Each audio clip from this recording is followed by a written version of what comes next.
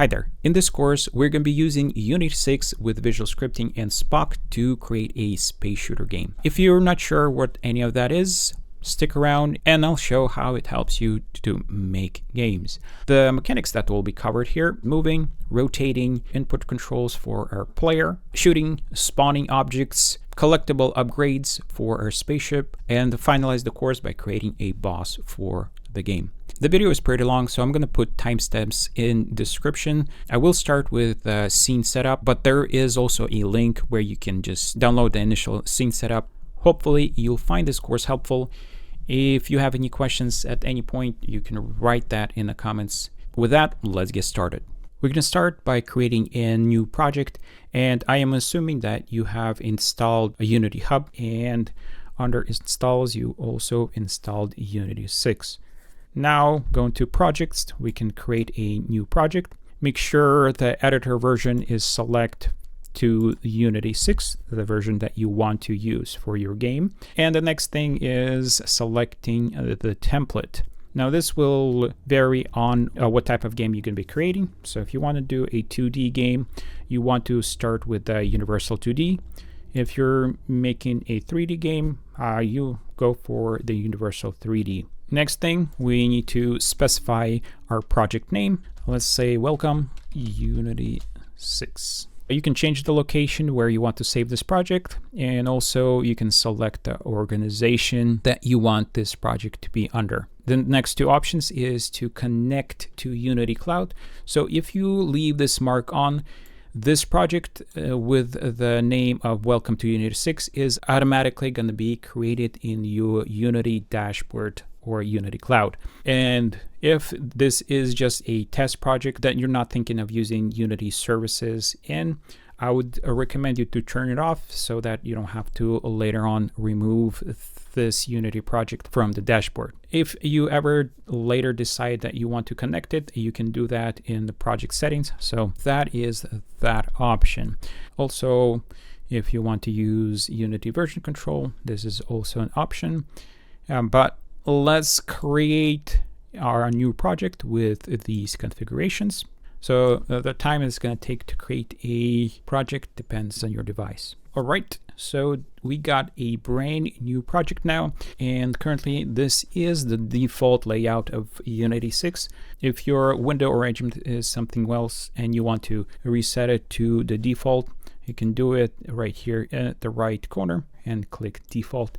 That should reset to the default window layout. So I'm gonna remove the README assets just so that we don't have any extra assets in our project. Now, since we have the project ready, we can import our assets into the project before we start adding the logic.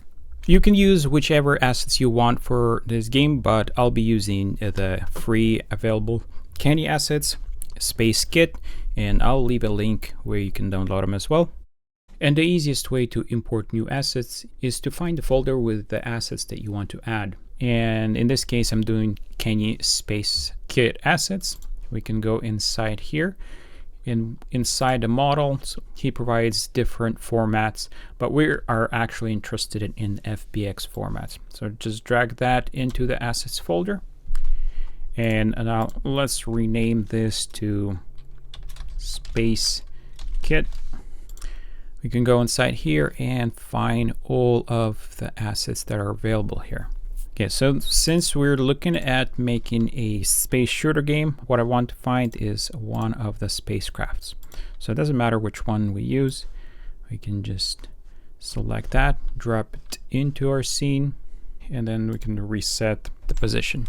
So these assets have a material that was created with them. And if you want to actually change the color of the materials later on, what you can do is select the file that you added to your scene and go into the inspector under materials.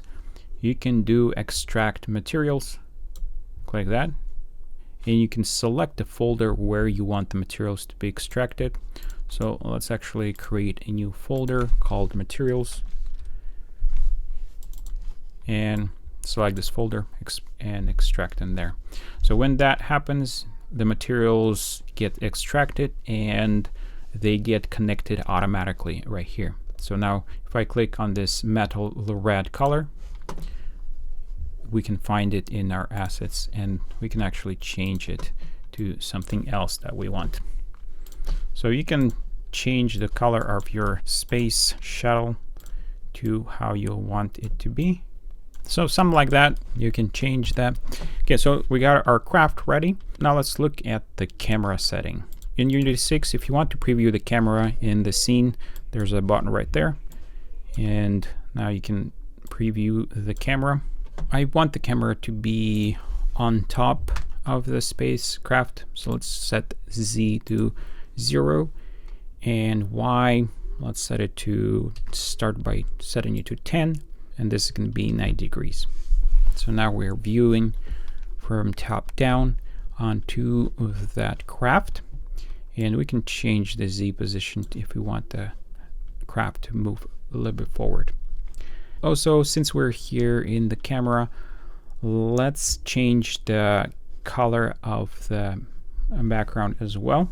So we are currently using the skybox. So under environment, I can select a solid color and we can choose which color we want. So if you want a darker color, or maybe we should go for something dark blue instead. There is our spacecraft and we can adjust the distance and all of that later on. That's going to be a quick configuration of our scene.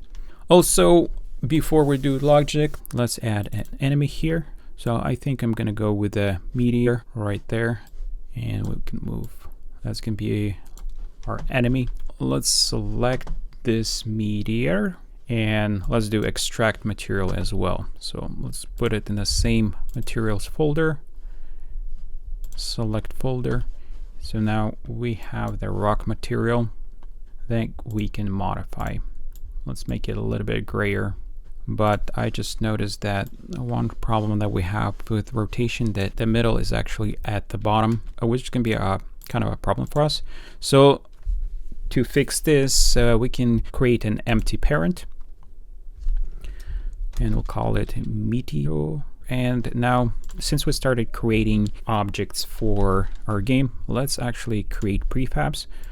Let's do a folder, prefab, and we can drop that meteor in that folder. So we can go edit this meteor and we either can double click on it right here or go inside to modify it. That way it's going to actually store the changes. Okay, so what we want to do is move the mesh that we have here downwards. So something like that. And now the center should be in the middle.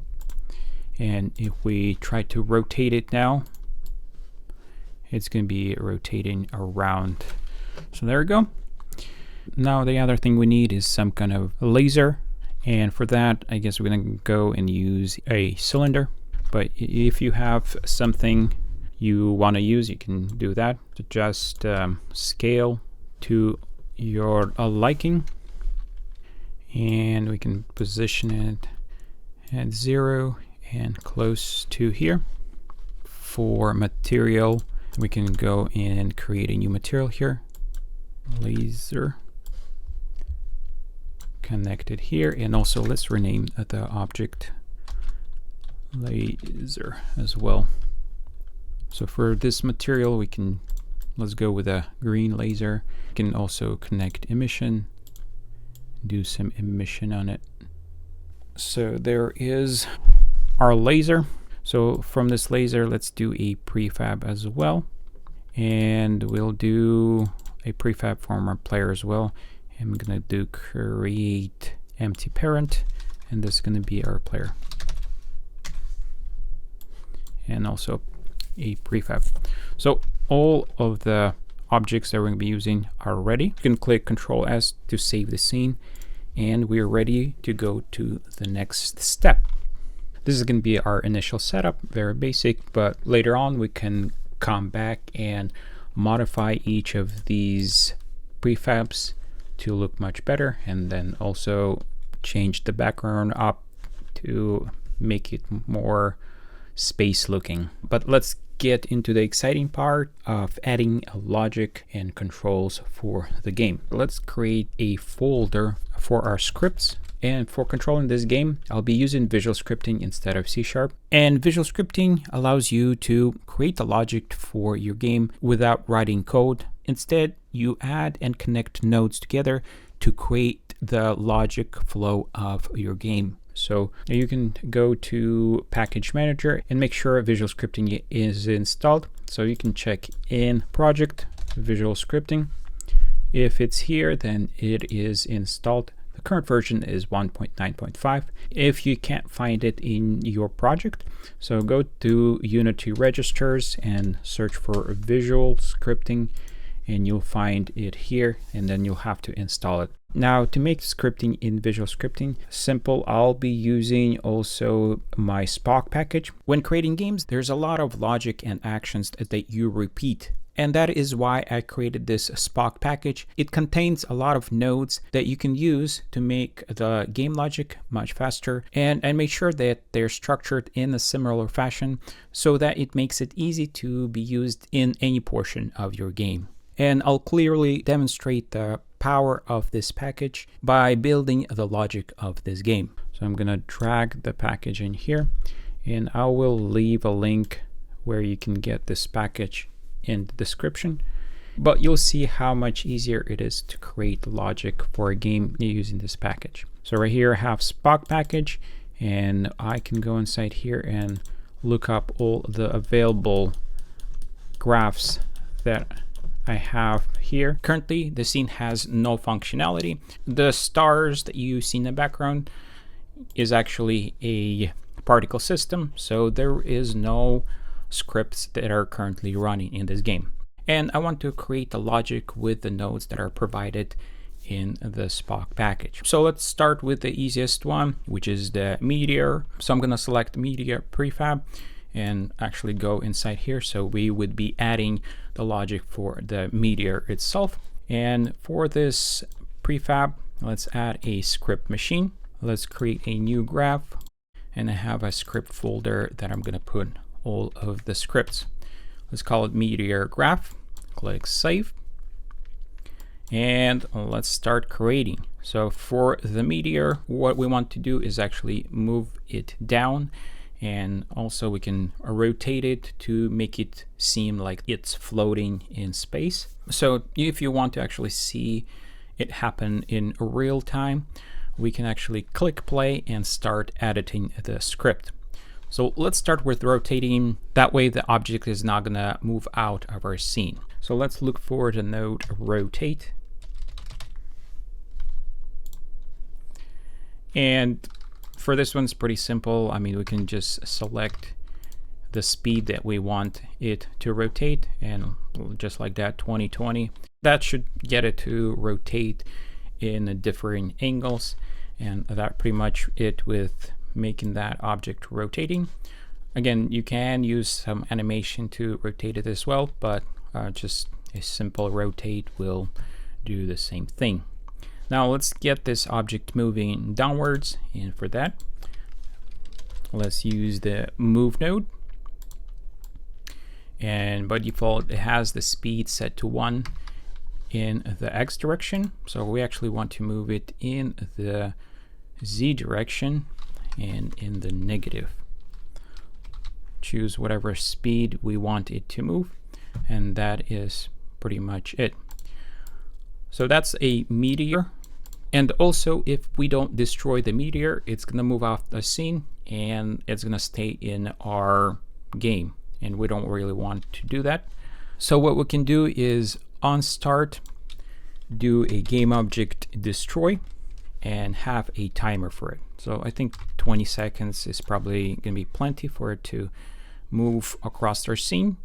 And for the object that we're passing in is gonna be this. And let's test it out.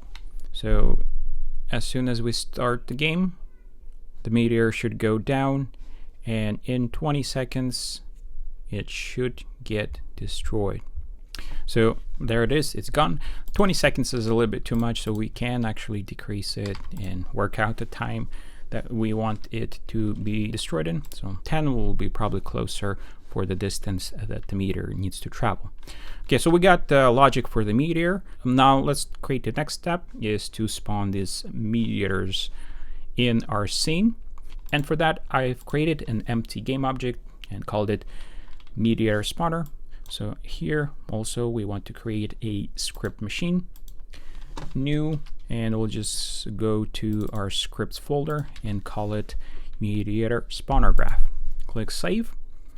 So here as well, we're not going to use start and update, and instead we're just going to use spawner.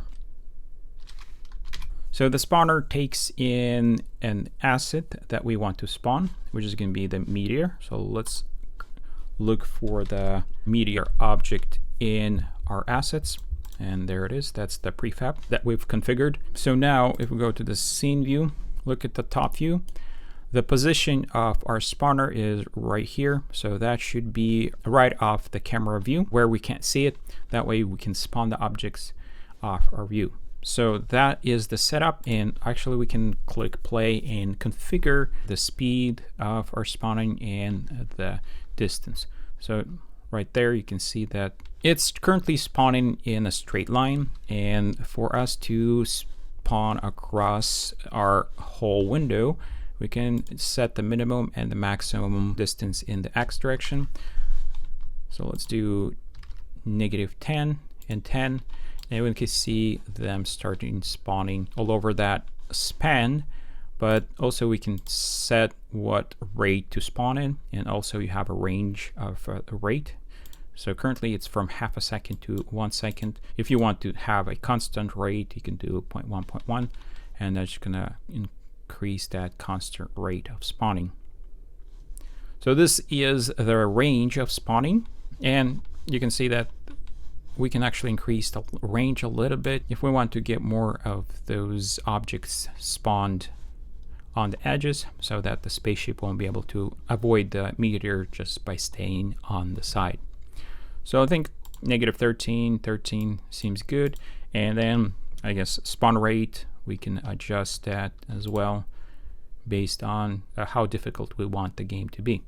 So that's pretty much the logic for spawning the meteors. And next, let's get our spaceship moving. Let's go to our player, and here we're going to add a script machine as well.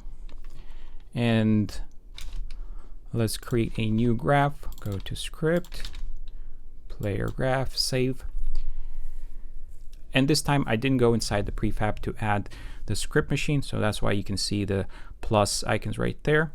So if you want to apply that to our prefab, we can click apply all, and then also adds the box collider and rigid body that I've created. Now, quick mention about the setup that I have for the player. For the box collider, I just created a rough representation of the spaceship. You can add more box collider to improve the affected areas. And for rigid body, I turned off gravity and turned on constraints for freezing rotation on all axes, and also freeze position on the y-axis. So the controls for the spaceship that we want is actually to move it forward, backward, and side to side. For the player, we can also go in play mode and start adding our logic here, but right now we're going to get hit by those meteors and it's going to throw us off the screen. So let's pause the game and add our vertical control, and we're looking for move vertical preset, and we can specify the speed that we want the player to move at. I think 10 is a good speed. So now we can move our player forward, but still, since we don't have any logic for those meteors, they're still pushing us if we stop moving. Now it just collided with one of those objects and it's moving horizontally. So let's go and also add move horizontal preset, and also let's use 10 for horizontal. And now we'll be able to move our player horizontally and vertically. Now right now the player just can go off screen and you won't be able to see it. So it'd be nice to have some limitations for where the player can move to. For that, we can use a position limit node also provided in SPUC. And in here, you can specify your limits. So for instance, if we want our maximum to be 11 for our Y, and the minimum, let's set it to 2. So now if even the meteors hit our spaceship, it's not going to go past this point. This is the lowest point, and the highest point is at 11, which is right here. So you can adjust those values how you see fit, and we can do the same thing for our side to side. And we're currently spotting those meteor at -13 and 13, so we can use those same exact values for the movement of our character. So now that's the box where our player can play in. So that is the movement for the player, and we can actually box this together. And now we can also add the logic of shooting these lasers in the player script as well. So there are different approaches that you can do in how to spawn. If you want to add the player to control each time he shoots a laser, what you can do is use the on keyboard input, and let's use space as that, and then we can connect to a spawn node, and in the spawn node we can find that laser prefab that we currently have. So that's our laser prefab, and since our laser doesn't have any logic right now, if we spawn, it's just gonna spawn right underneath us and just gonna stay in that spot.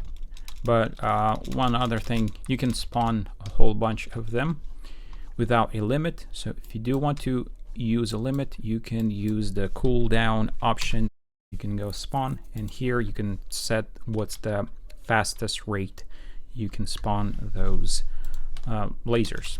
So you can see that it really limits the ability for me to spawn, although I'm hitting the space button a whole bunch of times, but it only allows it to go through every 0.5 seconds. If you want the player to have ability of holding the space down and shooting non-stop, the only thing you have to change is from down to listen on hold, and that will work. If you want the player to shoot automatically, what you can do is connect the on update event to the shooting, and the cooldown is going to limit the speed that it's going to be spawning at. So that is one way of configuring all the different approaches that you have here. So all the options are there. It just depends what you're looking for. But I think just using the spawn and these variations is a significant amount of control that you have here. So currently we're colliding with these meteors and nothing happens. They just move us down. So if we want to listen for the collisions, we can use the if collide node, and here we can specify which tag we're listening for. And I use enemy as the tag for the meteors. So we can specify enemy tag, and then on enter, we can do game object destroy and just destroy the object that collides with us. So now whenever something collides with us, that object gets destroyed. Okay, so another thing that I have is an explosion effect, and let's actually add that here as well. So let's do spawn, and I'll look for explosion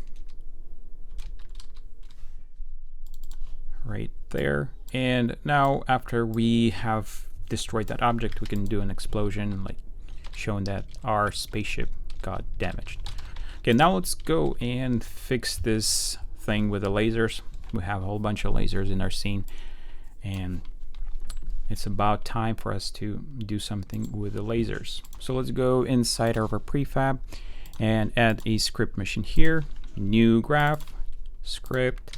It's gonna be a laser graph, save. And again, on start, I want to destroy this game object in a certain amount of time. So let's do game object destroy. Specify, I think 5 seconds is good enough for laser. And now let's pass this as the game object that we're destroying. Also, we want to move this laser forward. So let's add a move node, and again, we're moving forward. Let's start with 20 speed, and we can increase that speed if we'll need. Also, let's go ahead and add a if collide here, and we're going to listen for enemy as well. And here we're going to do the same thing. So once we collide with an enemy, which is going to be the meteor, we want to destroy the meteor right away. And afterwards, let's spawn an explosion. And after we spawn the explosion, we want to remove the laser. And we're passing this for what we're trying to destroy. So that is the logic for the laser, and let's click play. And there we go. Now we can hold our button and our laser is shooting, and whenever the laser hits one of the meteors, it destroys them. We're going to continue creating this game. In this part, we're going to use some more nodes to create some health for the meteor and spaceship, and also display score. So let's start with adding health for meteor. Currently, how we have it set up, when the laser collides with the meteor, it destroys it, an explosion gets spawned, and then we destroy the laser. So one thing that we need to do also is make sure that our explosions get deleted after they're played. So let's do that with a script machine. And for this one, I'll just use an embedded script machine. And all we want is on start, game object, and destroy. And that way we're going to clean up the game objects after we use. I'm going to set it to 2 seconds. And for the object, we're going to pass in this. So that should get that off our things to do. And now let's add health for meteor. Let's go inside our meteor graph, and the nodes that I have in SPUC that you can use for health, they start with health system, and I have a hit node, heal, brain, and also event. The main one is the brain. So if we want our meteor to have health, this is the node that we add here, and we can specify how much health each meteor is going to have. So let's say that is going to have 4. We're going to have maximum 4, and also we'll start with 4. Now, one thing that will change is when the meteor dies, we'll spawn an explosion. And also, while we're here, we can add score. So let's do add score. And let's say each meteor is going to give us 5 points. And for tracking score, we're just going to use points. And we'll just use current because we're not going to keep track of total score in this game. After we add score, we can do game object destroy and remove this object because the meteor is destroyed.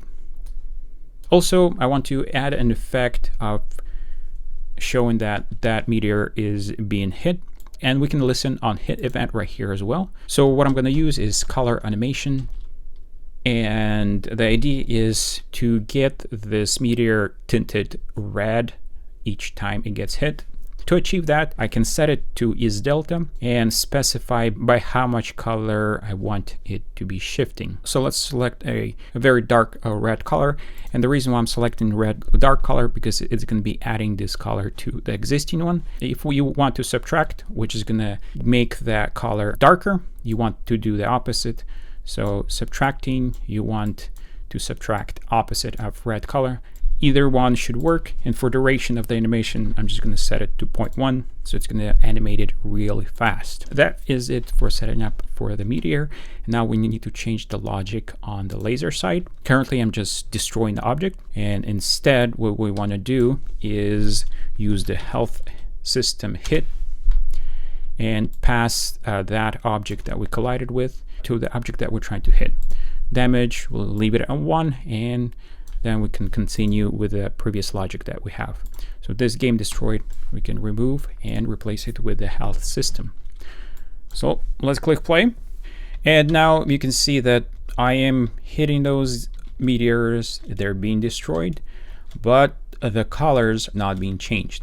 So the reason for that is the meteor has an object inside which contains the mesh renderer and the material. The color animation is trying to animate colors on the meteor, and we have no colors here. So what we want to do is actually pass the child as the input. So let's do get child and at index 0 and pass that as the object that we want to change. So now you can see that each time we hit, the color gets shifted, so it gets redder each time. It's getting darker.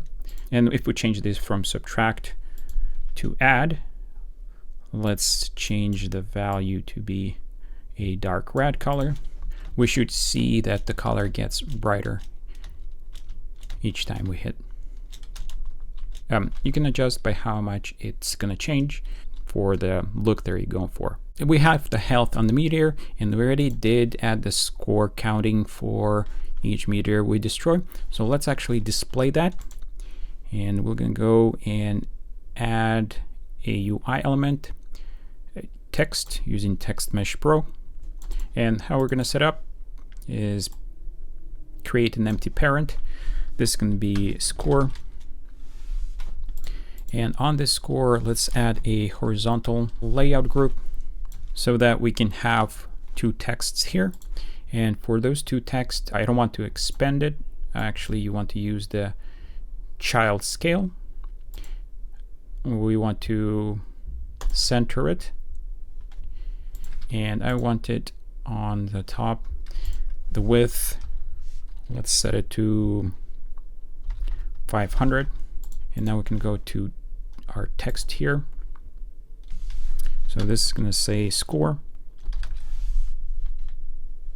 I'm going to align it to the side, and this one is going to actually display the number. So something like that. And now for the score number where we're displaying, we want to add a script machine to change that number. I'm going to use an embedded here, and what we want to look for is UI score, and here we can specify what score we want to display there. So current points, and that's pretty much it. So now we can click play, and we should start with 0 points, and each meteor that we shoot down, it will increment. So we got the score, we got the meteor. Now let's add health for our spaceship as well. So let's select our player and add health here. So health system brain is what we want. And let's give 3 health for our spaceship. So 3 times it can be hit before it gets destroyed. And currently what we're doing, whenever we collide with an enemy, the enemy gets destroyed and explosion gets spawned. So what we want to do is explosion is going to get spawned whenever we get hit. And here on enter we can do health system hit, and let's cause damage to the meteor. So let's do like 10, so to make sure that the meteor gets destroyed. And also we want to do damage to our spaceship as well. So let's just duplicate it and use health system hit without connecting any objects, and that should cause the hit to the current health system. Now all we have left is what we want to do after the player is dead. So let's just for now destroy the game object. So game object destroy, and pass this. So let's test it out. So 1, 2, 3, and our player gets destroyed. Also, if you're using this add score to count your score, it also saves the best score as well. So we can create a game over screen now. Create an empty game over, and we'll add text here. So let's make sure the game over screen, taking the whole screen space, and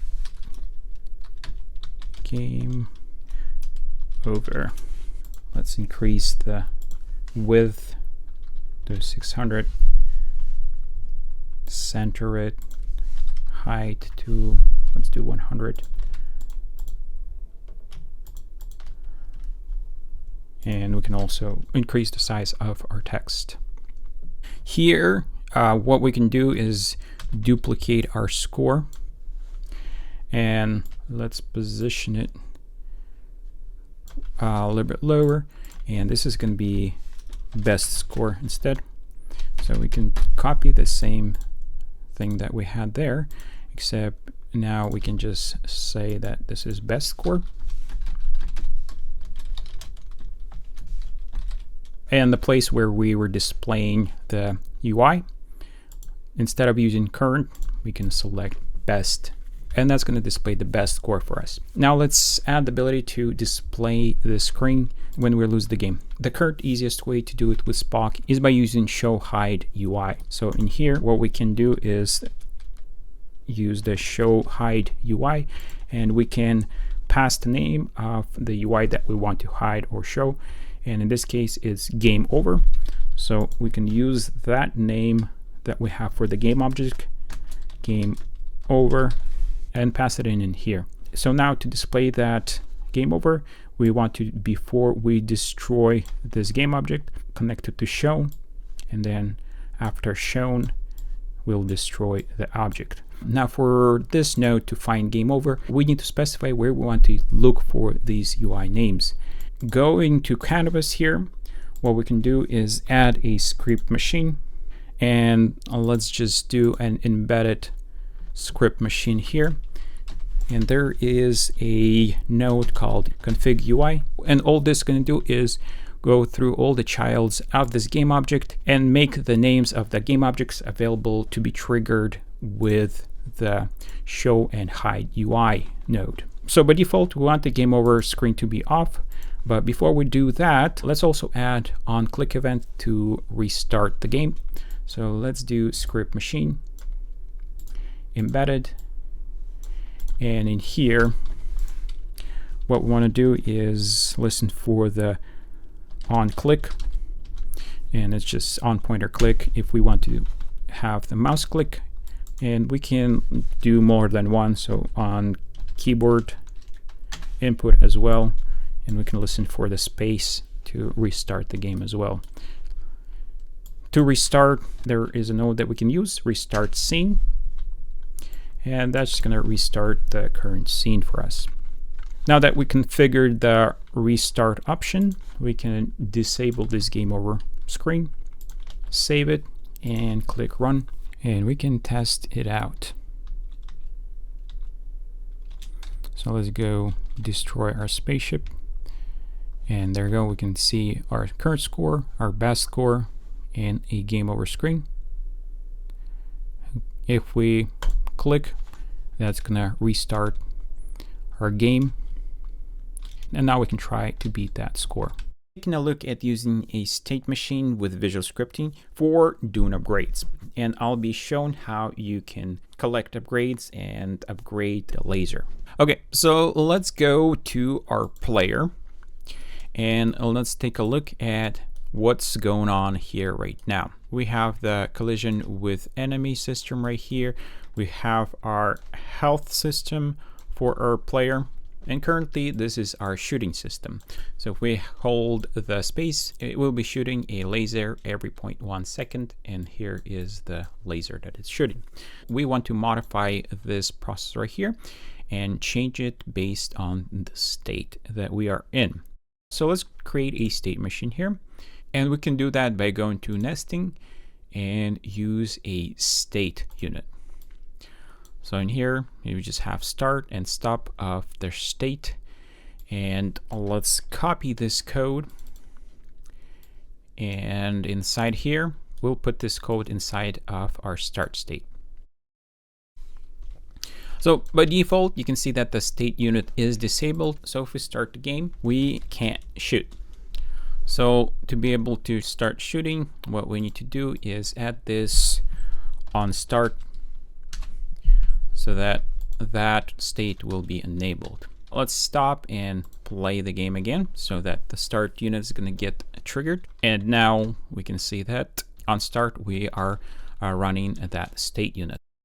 So that is good. We got the start running, and now we need to create some more states. Let's right click and create a script state. This is going to be our new state. Currently it's empty. And what we can do is go inside here. Let's copy this and go create another state here.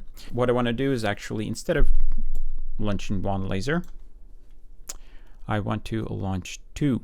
Right after I spawn one laser, I'm going to do transform translate, and in here I'll just pass by how much I want this unit to be shifted.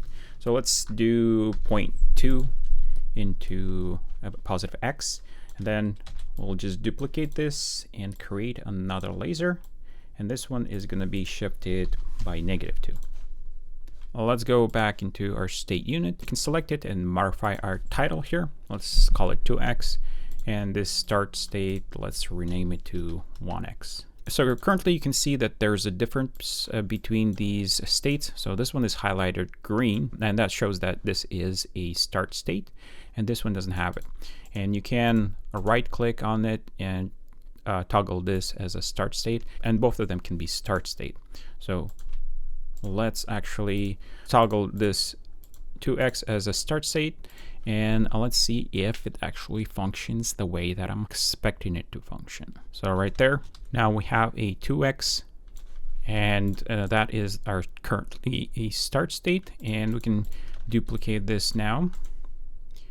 Let's toggle the start state here and create another one. Let's do 3. So for 3, we'll spread it a little bit further apart. So let's say 3, 3, and then we'll spawn another one in the middle. So just third one in the middle. Let's test it out. So right there, you can see there's 3 of them. So there we go. Now we have 3 different states that we can work with. So let's turn off the 3X and select 1X to be our starting point. Now we need to make transitions between here. So let's make a transition from one to another, and then from here make transition. Inside here we have trigger transition event here that we can call, and what we'll do is just create a custom event that is going to be connected to this object, and we'll just listen for upgrade to transition from one state to another. And we can do the same thing here. Just go inside here, listen for upgrade, and if we get upgrade, it's going to transition here. Let's go back into player, and in here for testing, let's actually do on keyboard a listen, and I'm going to listen for, let's say, Q. Just for testing purposes. You don't have to have the whole system set up. You can just test it out with a key, and then you can continue connecting with the actual objects in your scene. We'll trigger custom event right there, and we're going to be calling upgrade. There we go. So now let's test and make sure that our custom event is configured properly, and we can go through those states. So currently we're just shooting 1. Now if I click Q, it triggers it, and we upgrade to 2, trigger again, and then we upgrade to 3. So there is the upgrade system, and now if I click Q again, it doesn't do anything. So in this case, if you want your game to actually reward the player for collecting the next upgrades and there's nowhere to upgrade, you can actually give the player extra points. And you're going to use the same custom event trigger, but instead of using it for transition, you can just add it into this state. And I'll just use add score unit here. So we're just going to do current, and I'll give 20 points for collecting upgrade. It's when you are at the max upgrade level. This unit and these ones right here that I'm using here spawn, these are not default visual scripting units. These are part of my SPUC package. And now all we have left is to spawn an upgrade item in our scene so that we can pick it up. So let's go and quickly create an upgrade item that we can drop. And right here in the space kit, I guess this rower right here, we can just use that as the upgrade. I'm going to disable the camera and let's reset the position here. I'll move it forward and I'm gonna put it inside the parent so it'd be easier to work with. The rover does not have any colliders in it, so let's add a box collider and we can go back into the scene and we can configure the collider, or actually in this case I want to increase my rover to be a little bit bigger so it's gonna be easier to collect it. And now we can see if the collider is about what we're looking for. So, and it is. I'll move the rover a little bit down so it's going to be centered, and that's pretty much, I think, will work for an upgrade, just a quick upgrade item. For this upgrade item, I'm going to create a script machine. And before we start editing the script, I'm going to turn this box collider as a trigger. It's not going to physically affect the ship. So create new graph, go to scripts, and this is going to be upgrade graph. Save, and we can start editing some scripts here. I'll use a rotate a unit here to just give that object some rotation. Just going to rotate it around the y-axis. Let's just say 20. Also, we'll add a move node here. And let me see what's the speed we have for the meteor so that it will be traveling about the same speed. And we are moving at the speed of -2 in the z direction. So let's go here and set that same speed. And that should get our upgrade moving down towards where our player can collect it. And also let's add a on start back here.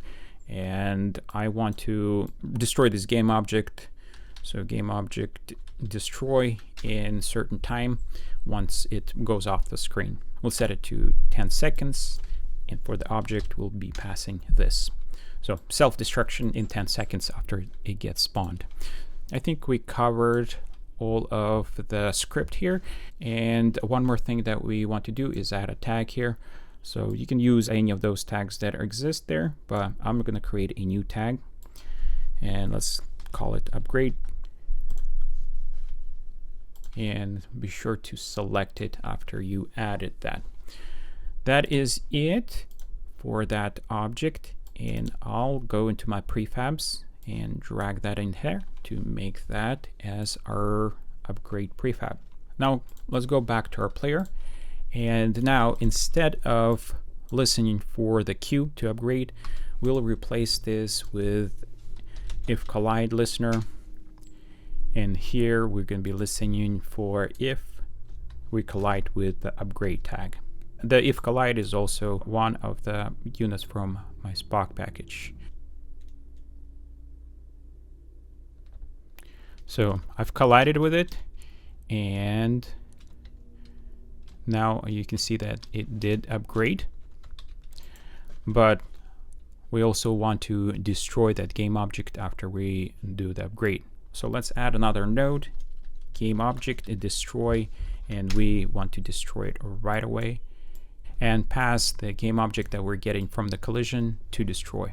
So let's try that again and make sure that we got everything covered before we start randomly spawning those from the meteors. There we go. So we collected it, it destroyed, and now we have the upgrade. Now we can go to our meteor and select the script from the meteor, and here we have the logic of destroying. So this is the health of the meteor, and right before we destroy it, we want to decide if we want to spawn the game object or not. One of the units that we can use is random, and how this unit works is if the number that is generated from 0 to 1 falls over the threshold that we set, it's going to trigger the over. If it's going to be under, it's going to trigger under. If we want to have 10% chance of upgrade spawning from the meteor, what you want to do is set this to 0.9. So if it's under, we're just going to destroy it. We're not going to be spawning anything. But if it's over that, then we want to spawn our upgrade. So there is the upgrade. And after we're done spawning it, we can destroy the meteor. That's pretty much it for the logic of randomly spawning per meteor. So as you can see, I don't have any upgrades currently. So let's try to destroy as much meteors as possible to get that upgrade spawned from one of these. So there it is, it's spawned. So we collect it. We can continue destroying it.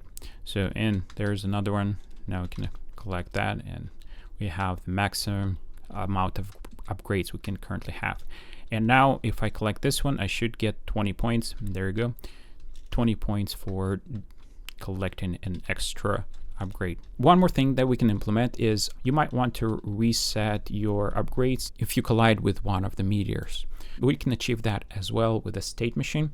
And in here we can go to state unit. So a way we can achieve it is whenever we get hit and we are in one of these states, either we can step one upgrade down or completely reset to one state. And I think we're going to do complete reset. So let's add a transition. So here we're going to do a custom event and listen for hit. Transition. Let's copy this over and do the same thing from this state as well. Make transition back to state 1, paste that in, and that's going to be our transitions.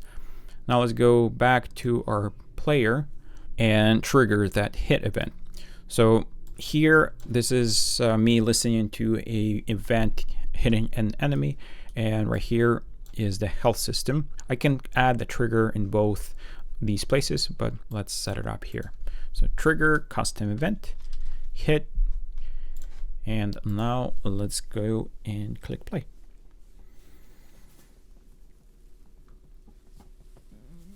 Okay, so let's do a final test and make sure that everything is functioning like we expected. So collected upgrade, we have 2, and now if we collide with a meteor, we lose that upgrade. So collect another one, and there's another one right there, so 3. But now if I collide, it's game over. And now let's look at how we can create a boss fight. For that, we can go to our meteor spawner. So currently we just have a spawner that is working non-stop. And what I want to do is after a certain time to disable the meteor spawner and spawn a boss. Let's add a start node, and on start we'll add a timer. And here we can specify how long we want our game to play for. For testing purposes, I'm just going to run it for 1 second, but then we can change this duration later. When it starts, it's going to enable the spawner, and the spawner is also enabled on start, so we don't have to do that. But when it's complete, we actually want to disable this, but also we want to spawn our boss. So we can connect it after this spawner node, but another way of doing it is using a sequence. So that will split our logic separately. So we'll just have logic for the spawner here, and now we'll just have logic for our boss here. So let's do spawn. And right now we don't have a boss. So let's go and create something that we can use as a boss for our game. So for the boss, I'm going to be using another spacecraft from the space kit. I'm not going to walk through the whole visual setup. The process is exactly the same as the player spacecraft, and I did show the whole process in the scene setup section. Something like that for our boss. And now we need to create some logic of how the boss is going to be playing like. But before we do that, let's do a prefab from this boss. Let's do drag and drop.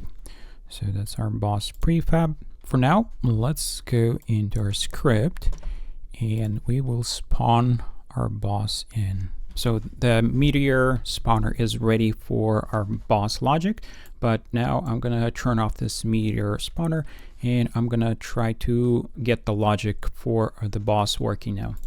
So I will do a script machine and we'll go create another graph here. Let's do boss graph and we will do apply all so that it's going to be saved on the prefab as well. Before we go into play mode, let's add a box collider here and let's make sure that it's configured closely to what we have here. So let's do edit, bring it out right there, and then back right there. And then we need to stretch it, and holding Alt down, we can mirror the stretch, something like that. So very rough. I'm gonna make it a little bit smaller so that a very rough representation of our boss. So if you go anywhere inside of this box, you are gonna be destroyed. This is gonna be our enemy. The meteors have a rigid body, so the boss will also have a rigid body as well. And we need to make sure we turn off our rotation, and we want to freeze the Y position, and we're not using gravity. That's the setup for the boss, and after we did those changes, let's apply that as well to our prefab, and we will go into play mode now. So our laser collides with the enemy, and it's because we already have the logic for the collision. And now we need to write the logic of what our boss is going to be doing and how much health the boss is going to have. So let's start with health. So let's do health brain, and we're just going to say that our boss is going to have health of 10 for now, but we can change it later. And whenever our health runs out, it's going to trigger dead. So on here, for now, we're just going to do game object destroy, and we'll just destroy this game object. So let's try that out. There we go. It's gone. So this is the health system that is worked out. Now we need to create what our boss is going to be doing. So we can use the state machine just like we did for the laser and have different states where the boss is in. That's one approach. The other approach is try to do the logic without the state machine. For that, we can use position animation. So let's do once node, since I am in the game loop right now. So initially our boss is going to be out there, so we'll have to move forward into the scene. So we'll have to do an animation of moving the boss, I think probably 5 units.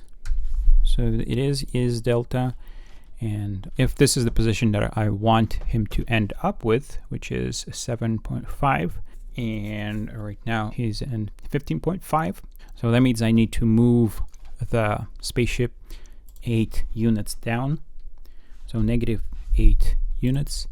And let's try that out on update. There we go. He moves in, and then we can destroy it. Some things that I want to change is, let's increase the health to 100 and change the starting point to 15. And now we can play and see what is our first stage of our boss. So the boss enters, and now we can try shooting it. But one issue is when we collide, we can push that boss off to the unknown. And to prevent that, I can actually freeze the position of X and Z as well. The position animation will still work, but any physics movement will be prevented. So let's see. So collide and nothing happens. So that will fix that issue. So now we need to plan out different phases of the boss and what he's going to be doing. And it will be easier to plan out each step in a state machine. So let's go ahead and do that. So I'm going to remove this once node, and we're going to go and add a state unit. So right there on start, we'll start this state unit, and this position animation, we can go and move it inside here. And we want to trigger the position animation on the enter state. So whenever we enter the state, we want to make that transition. And after this position animation is done, we're gonna trigger a custom event. And let's just say next is gonna be the event that we'll be triggering. The first state is pretty simple. Now let's create another state as well, and we will make a transition. And in here, we're going to be listening for custom event next, and that will transition to our next state.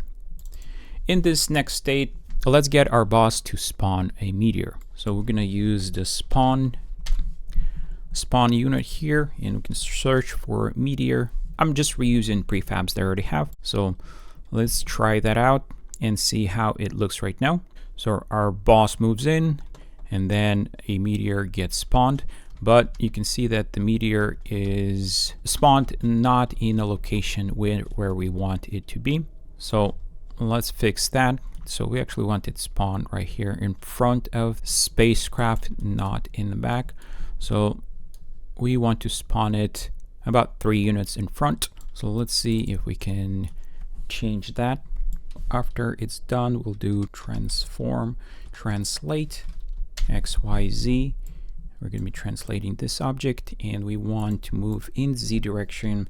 So -3 units. Let's start with -3 units, and we can reuse this logic right here, except let's spawn it in the X direction. So what I'm trying to do right now is spawning 3 meteors, and 1 in the center and 2 on the side. So just to give an example of what a boss can do. And there we go. There are my meteors, and I have to defend against those.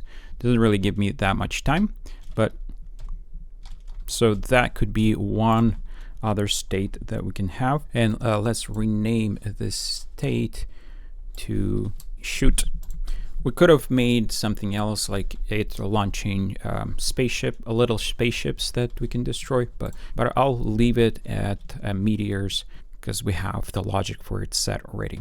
So that's one state. Now after we're done spawning, let's do a timer with a delay for 1 second, so that those meteors are going to protect the spaceship for a little bit of time. After that is complete, we will trigger a custom event, and we'll just use next again.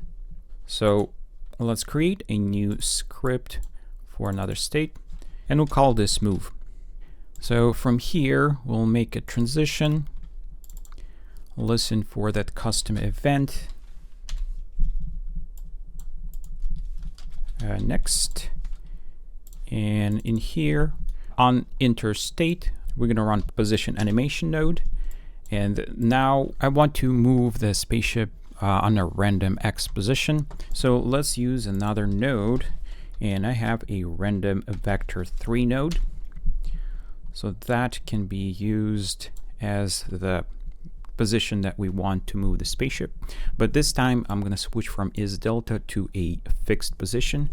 And for this fixed position, we need to actually know the final position of our player, or if we want our player to also move in the Z direction as well, we can utilize the max and min for the Z position. So let's actually do that. I'm not going to make too much flexibility on the Z direction, so we're just going to go from 7 to 8 units there. And on the X-axis, let's go, since our bounds are at 13, we're just going to set it to, let's do 9. -9 to 9. When this position animation is going to start, it's going to randomly generate a vector 3 in that range, and it's going to be stored in the target position animation. After this is done, we're going to trigger an event again and just call it next. So let's go back to our state unit and create another transition. This time we're going to be going back to the shoot state. So let's listen for custom event next. And basically it's going to be stuck in this loop. So it's going to shoot, move to a new random position, shoot, move to a new random position. So very simple logic here, but you can continue and modify different phases, just create different mechanics for the boss that you want. So let's test it out and make sure that it's actually functioning how we expect it to. It enters, it shoots, now it moves to a random position, moves to another random position, moves to another random position. And so the positions are random, and sometimes it moves faster, sometimes it moves slower, but you can also add more logic of how the positions are chosen. But the game won't be done if you not gonna destroy the boss. So let's try. It just takes a little bit more time with all the meters, but after the boss is destroyed, there's nothing else for us to do. And that means that we should trigger a game over. So right now I just destroy the boss, but let's actually do add score if you finish. So I'm gonna do current only points, and let's give 100 points for destroying the boss. Also, before we just destroy the boss, we will turn on the game over, show hide UI, and we'll do game over. So that is done. Now we can enable our meteor spawner back on, and I'm gonna disable the boss. So under the meteor spawner, current logic is that we have a timer for 1 second. After the timer is done, we spawn the boss, but let's change it. Instead of spawning the boss, we're gonna just enable the current boss that is we have in the scene. So let's do set active value to true, but we can't drag and connect the boss directly here because we are using a graph here. We need to establish the connection by using object variables. So let's go here, and we can create object variable right there, or we can create it in here. We need to first put in the name, and let me actually try doing this. Boss, let's add boss here and do a game object. Okay, so there we go, we got that object added in both places, and now all we need to do is either drag it here, and I think we can drag it here as well. So that is connected, and now we can drag this variable inside here and connect it to the set active. So currently it is set to run for 1 second, and then it spawns the boss, but I know that I need to give it a little bit of time for those meteors to be cleared before we start the boss. So let's add another timer and create a delay before we actually enable the boss to give those meteors time to pass. Let's give a 3 seconds play and see what we have. So 1 second they were spawning, and now we got our boss spawned as well. So I think 3 seconds will do. We're going to increase the time for how long those meteors are going to be going for before we go into the boss state. So I'll set it to let's actually do like 5 seconds.